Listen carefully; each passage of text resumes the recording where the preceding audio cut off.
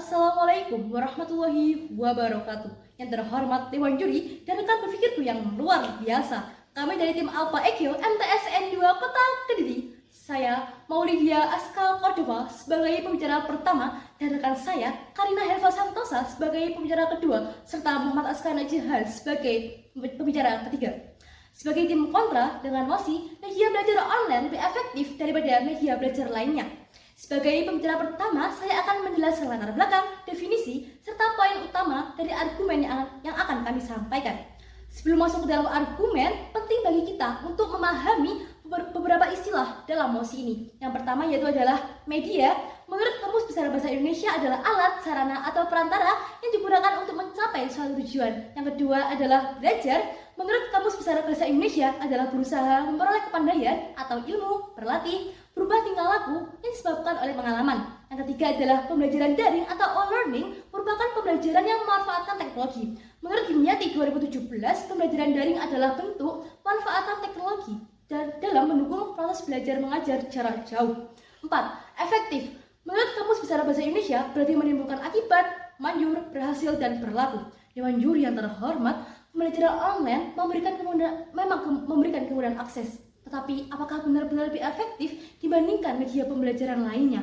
Mari kita bayangkan beberapa situasi berikut. Yang pertama adalah bagaimana rasanya belajar tanpa jaringan internet yang stabil. Lalu yang kedua adalah bagaimana dengan siswa yang sulit fokus dan kurang disiplin dalam mengatur waktu selama pembelajaran daring. Inilah realitas yang dialami banyak siswa di Indonesia. Teknologi memang membawa kemajuan dalam dunia pendidikan, tetapi apakah pembelajaran daring benar-benar lebih unggul dibandingkan metode tatap muka? Kami menolak mosi ini karena kami percaya bahwa pembelajaran tatap muka tetap lebih efektif dibandingkan pembelajaran online sepenuhnya. Salah satu alasan utama kami adalah yang pertama, kurangnya interaksi sosial, lalu yang kedua adalah kendala teknis yang dihadapi siswa dalam pembelajaran daring.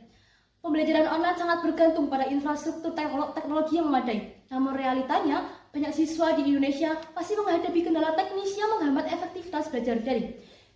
Dewan Juri yang terhormat, biaya internet yang mahal menjadi hambatan bagi banyak siswa. Survei dari Lembaga Demografi Universitas Indonesia (LTUI) tahun 2021 menunjukkan bahwa 56% siswa dari keluarga ekonomi menengah ke bawah mengalami kesulitan dalam membeli kuota internet untuk mengikuti pembelajaran daring secara penuh. Ini menunjukkan bahwa pembelajaran daring tidak dapat diakses secara merata oleh semua kalangan. Yang kedua adalah tidak semua siswa memiliki perangkat yang mendukung pembelajaran daring. Data dari Badan Pusat Statistik BPS tahun 2021 menunjukkan bahwa sekitar 35% siswa di Indonesia tidak memiliki perangkat pribadi seperti laptop atau smartphone untuk belajar online, sehingga mereka harus berbagi dengan anggota keluarga lain atau bahkan terpaksa absen dari kelas daring. Demikianlah paparan dari saya sebagai pembicara pertama. Selanjutnya, rekan saya akan menjelaskan lebih lanjut argumen-argumen lain yang mendukung posisi tim kontra. Sekian, terima kasih. Terima kasih disampaikan kepada rekan pembicara satu. Saya selalu pembicara kedua akan menegaskan bahwa meskipun pembelajaran daring menawarkan beberapa keuntungan, tetapi daring juga menghadirkan banyak tantangan yang pada akhirnya merugikan kualitas pendidikan di Indonesia. Berikut beberapa argumen yang mendukung pandangan bahwa pembelajaran daring tidak efektif dan tidak bisa menggantikan pembelajaran tatap muka. Poin yang pertama adalah ketergantungan pada infrastruktur yang tidak merata. Salah satu masalah terbesar dari pembelajaran daring adalah ketidakmerataan infrastruktur. Meskipun teknologi berkembang pesat, kenyataannya masih banyak daerah di Indonesia, terutama daerah terpencil, yang tidak memiliki akses internet yang stabil. Bahkan di beberapa daerah perkotaan, banyak siswa tidak memiliki perangkat yang memadai untuk mengikuti pembelajaran daring, seperti laptop ataupun tablet. Oleh karena itu, meskipun kita berbicara tentang pembelajaran daring sebagai alternatif, kenyataannya lebih dari 70% siswa di Indonesia, seperti yang ditunjukkan oleh survei UNESCO, kesulitan untuk memahami materi dengan cara ini. Ini menciptakan jurang kesenjangan yang semakin lebar antara siswa yang memiliki akses ke teknologi dan mereka yang tidak. Poin yang kedua adalah keterbatasan interaksi sosial dan pengembangan keterampilan sosial.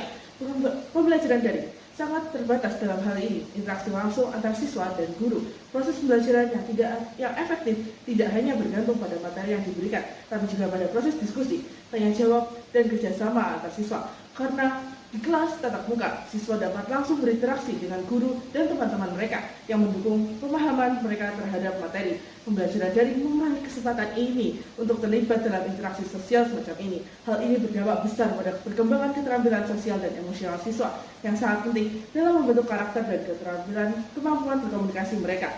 Poin yang ketiga adalah efektivitas pembelajaran yang lebih rendah. Berdasarkan penelitian dari Harvard University pada tahun 2022, metode pembelajaran tatap muka terbukti lebih efektif dan meningkatkan pemahaman siswa. Di kelas tatap muka, siswa lebih mudah menyerap informasi karena adanya kehadiran guru yang langsung memberikan penjelasan, serta proses interaksi langsung yang lebih mudah diikuti. Pembelajaran daring, meskipun memiliki potensi untuk menyampaikan materi, seringkali kurang menarik dan interaktif.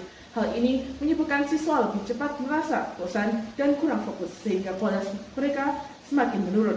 Poin selanjutnya adalah resiko kecurangan dalam evaluasi. Pembelajaran daring, terutama dalam ujian online, membuka peluang yang lebih besar untuk terjadinya kecurangan. Evaluasi daring biasanya menggunakan CBT untuk mengerjakannya.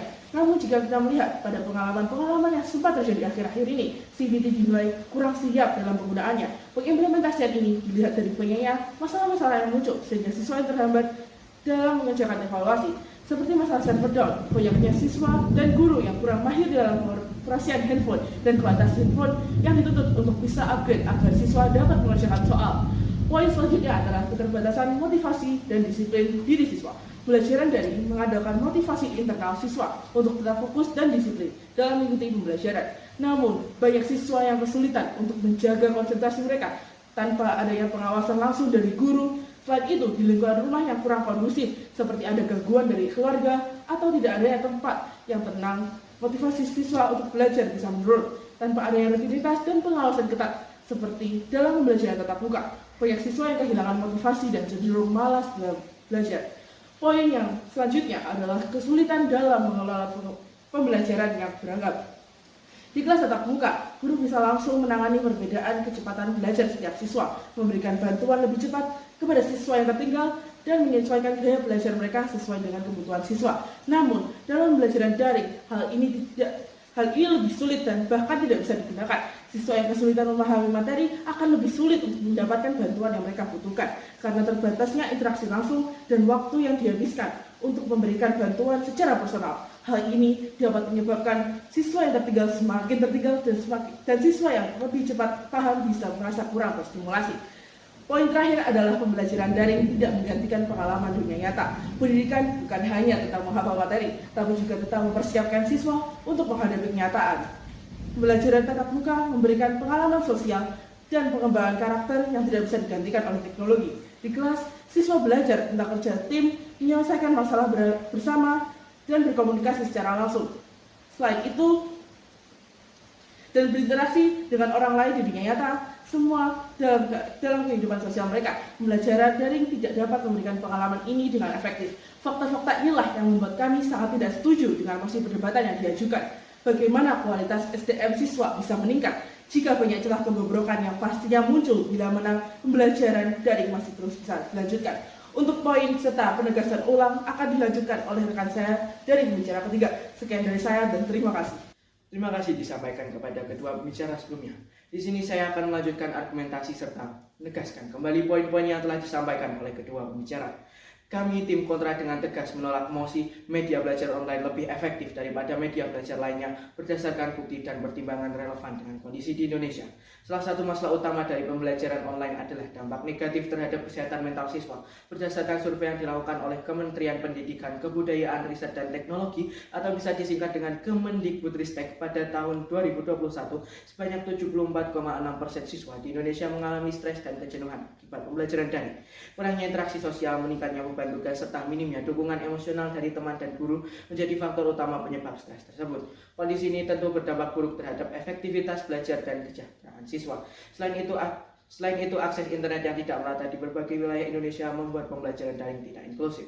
Menurut data Badan Pusat Statistik tahun 2022, sekitar 30% rumah tangga di Indonesia masih belum memiliki akses internet yang memadai, terutama di daerah pedesaan dan pelosok. Hal ini menyebabkan kesenjangan dalam akses pendidikan, di mana siswa di daerah perkotaan lebih diuntungkan dibanding dengan mereka yang berada di daerah terpencil. Apakah kita ingin menciptakan sistem pendidikan yang diskriminatif hanya karena ketergantungan terhadap teknologi? Lebih jauh, efektivitas pembelajaran tatap muka jauh lebih unggul dibanding pembelajaran daring. Studi dari Universitas Gadjah Mada tahun 2022 menunjukkan bahwa siswa yang belajar secara langsung di sekolah memiliki tingkat pemahaman materi 35% lebih tinggi dibanding mereka yang belajar secara daring. Hal ini disebabkan oleh interaksi langsung antara guru dan siswa yang memungkinkannya adanya diskusi, tanya jawab, serta bimbingan secara lebih efektif.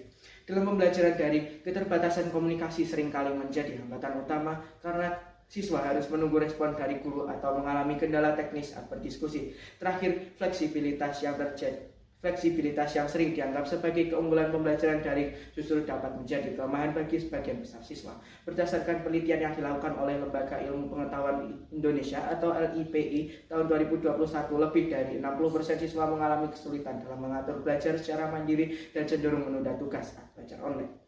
Lingkungan rumah yang penuh distraksi, kurangnya pengawasan langsung dari guru, serta kebiasaan multitasking membuat banyak siswa kehilangan fokus dan mengalami penurunan kualitas belajar. Dengan berbagai bukti yang telah disampaikan, jelas bahwa pembelajaran online bukanlah metode yang lebih efektif dibanding pembelajaran tatap muka atau metode campuran. Oleh karena itu, kami dari tim Kontra menolak mosi ini dengan menegaskan bahwa pendidikan yang ideal adalah pendidikan yang tetap mengutamakan interaksi langsung antar siswa dan guru. Sekian, terima kasih.